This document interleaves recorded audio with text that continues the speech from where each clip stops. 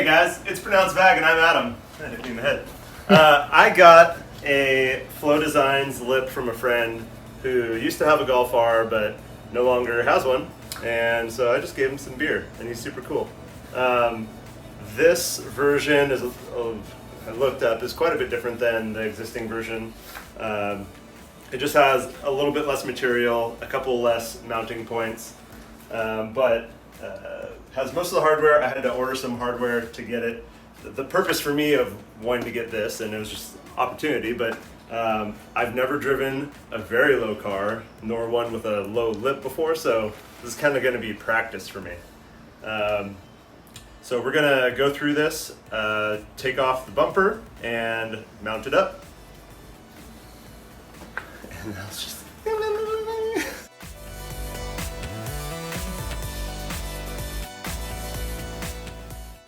Wait a minute. While editing this video, I realized we just dove into putting the lip on and left out important bits I learned about installing a used front lip with incomplete hardware. So, I'll be adding some details throughout the video about the hardware I chose, what I learned during the process, and what I think I would do differently. Let's get back to it. Alright guys, so I just took off the splash guard, which is not very much. That'll be a later upgrade. So, I'm going to take the grill off and... Hope you weren't wearing headphones. Yeah, sorry, that's going to be really loud. I just looked up. There's one screw on either top side here that I just took out, a T25, and it's starting to lift here. And Ricky, iLimit, who's another YouTuber, has a Golf R. He has a pretty good channel. We'll link to his channel below. Yeah, so he said you just kind of lean it out in one swift motion.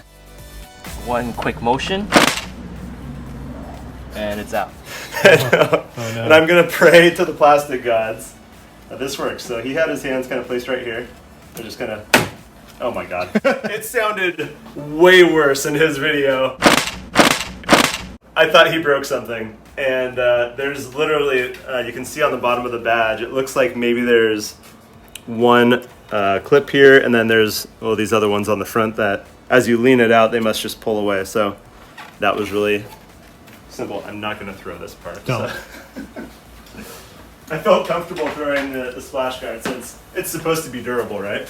Totally. Okay, so now we got this off. You need a big APR intercooler in there. I do. But look at this. The AC condenser is in front of it on the Golf R.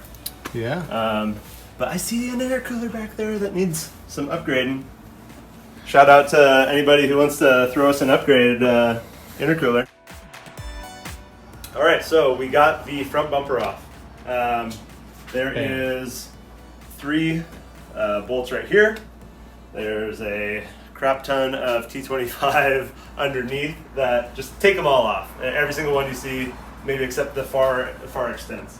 But there's possibly 10 that came off, and then there are 4 on each side of the fender.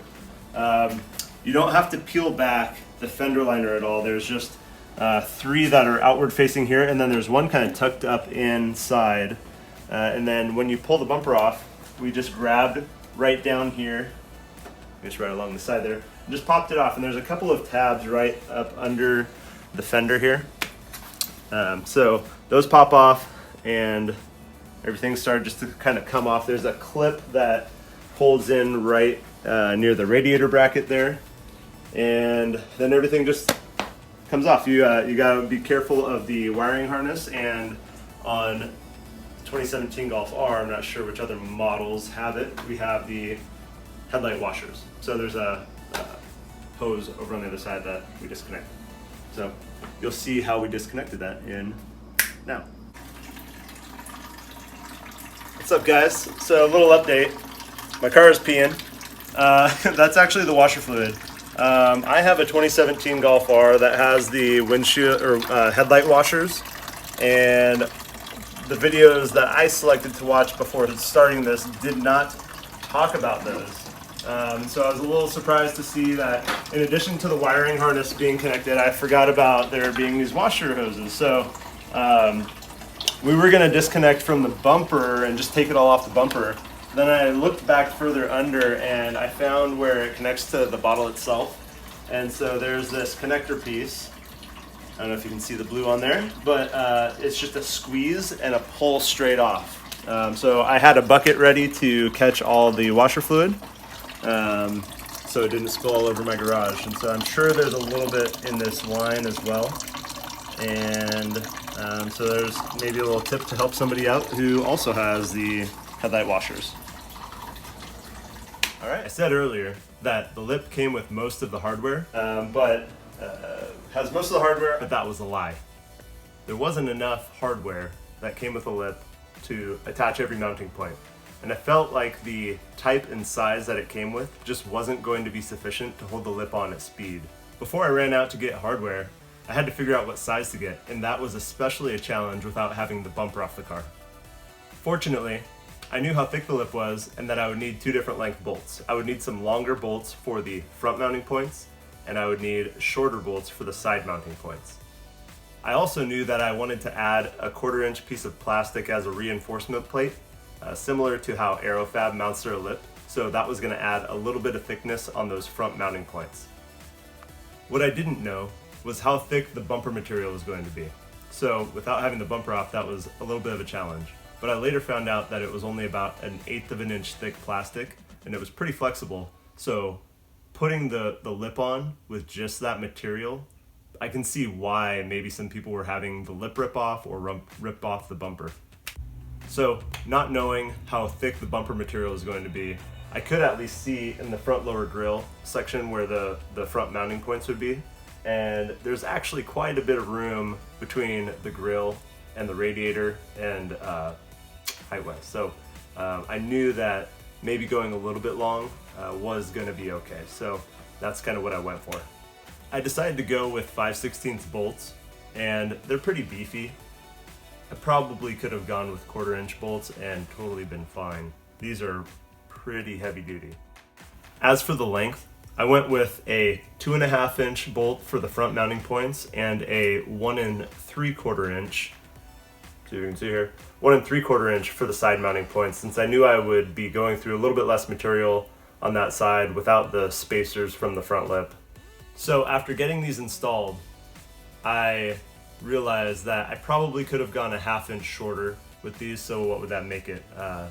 2 inch and 1 1/4 inch bolts.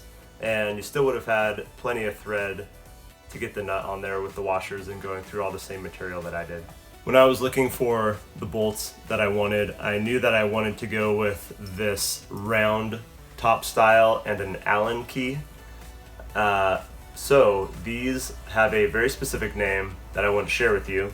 I have to look at my notes here real quick. It is a Allen button head socket cap.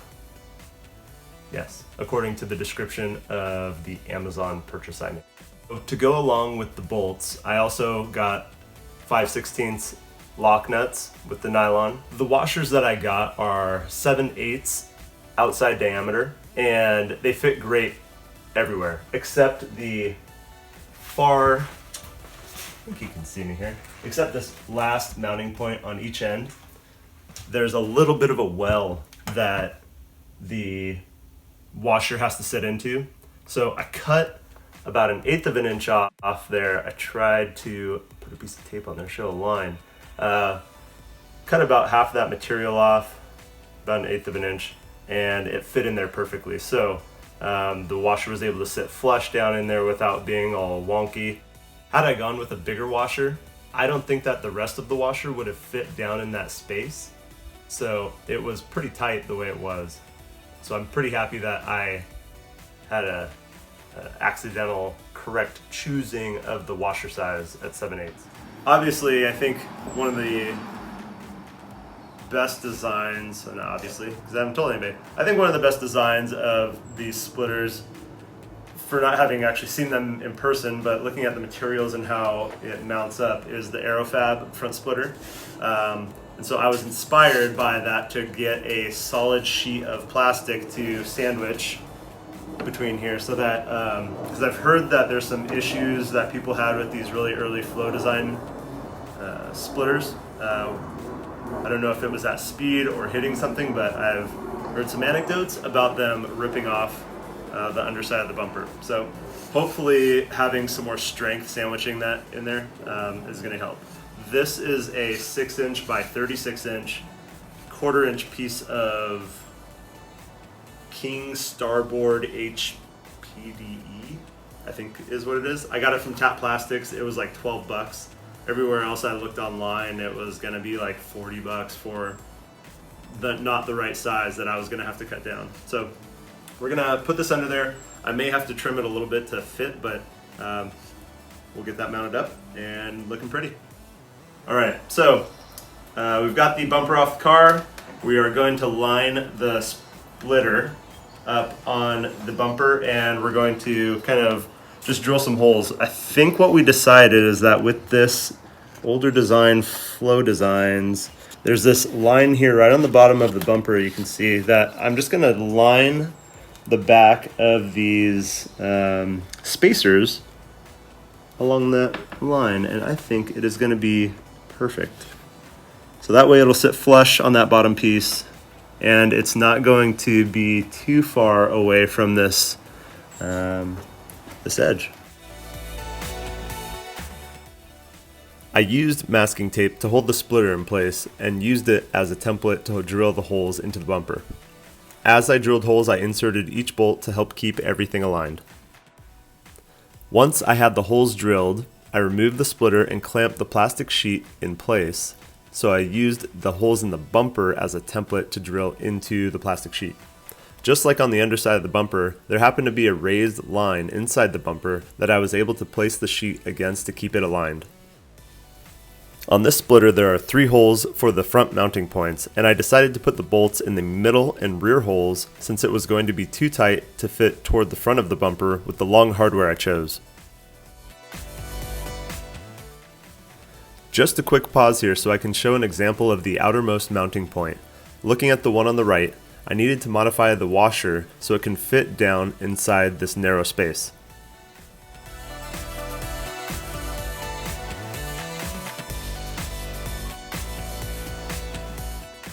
And here is where I cut the corners on the plastic reinforcement plate. I cut off about 1.5 inches at a 45-degree angle, and it was just enough to clear.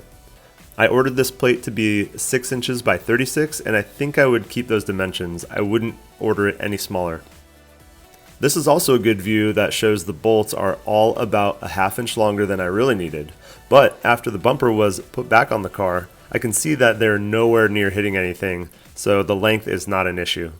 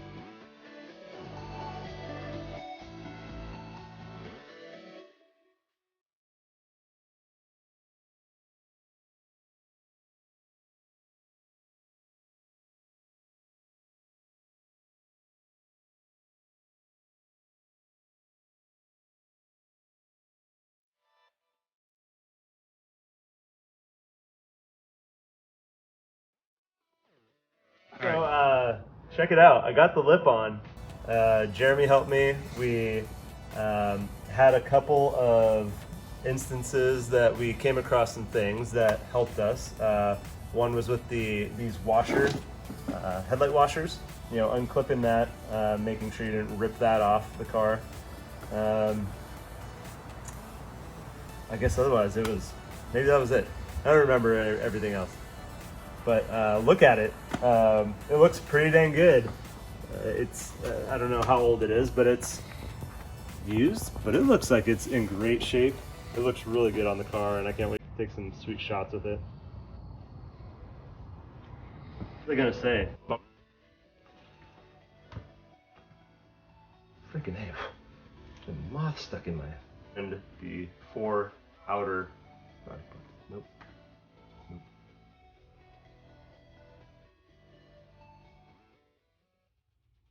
and I felt that the type and size that it came with just wasn't the... damn it. It's doing so good.